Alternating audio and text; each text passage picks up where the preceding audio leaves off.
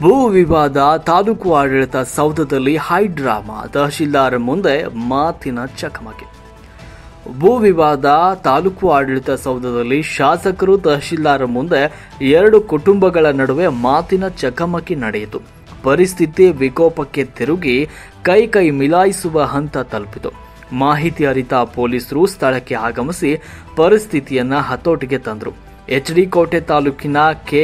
ಎಡತೊರೆ ಗ್ರಾಮದ survey number 31/2ರಲ್ಲಿ 5 ಎಕರೆ ಭೂಮಿಗೆ ಸಂಬಂಧಪಟ್ಟಂತೆ ಹಸೀನಾ ಬಾನು ಕುಟುಂಬ ಹಾಗೂ ಪಾಷಾ ಸಾಬ್ ಎನ್ನುವವರ ನಡುವೆ ಮಾತಿನ ಚಕಮಕಿ ನಡೆದಿದೆ. ಎರಡೂ ಕಡೆಯವರು ಸಹ ಜಮೀನು ನಮ್ಮದು ಅಂತ ವಾದಿಸಿ ಪಟ್ಟು ಹಿಡಿದಿದ್ದಾರೆ. ಶಾಸಕ ಸುನೀಲ್ ಚಿಕ್ಕಮಾದು ಮತ್ತು ತಹಶೀಲ್ದಾರ್ ಶ್ರೀನಿವಾಸ್ ಅವರ ಸಮ್ಮುಖದಲ್ಲಿ ಆಡಳಿತ ಸೌಧದ ಸಭಾಂಗಣದಲ್ಲಿ ಈ ಕುರಿತಂತೆ ಚರ್ಚೆ ನಡೆದಿದೆ. ಒಂದು ಕಡೆಯವರ ಪರವಾಗಿ ಗ್ರಾಮಸ್ಥರ ದಂಡೆ ಹರಿದು ಬಂದರೆ ಮತ್ತೊಂದು ಕಡೆಯವರಿಗೆ ಸಂಘಟಕರ ಸಪೋರ್ಟ್ ಇತ್ತು. ಉಭಯತ್ರರ ಸಮಸ್ಯೆ ಕೇಳಿದ ಚಿಕ್ಕಮಾದು ಅವರು 2 ದಿನಗಳಲ್ಲಿ ಕಾನೂನು ಕ್ರಮ ವಹಿಸಲು ತಹಶೀಲ್ದಾರರಲ್ಲಿ ಸೂಚನೆ ನೀಡಿದ್ದಾರೆ.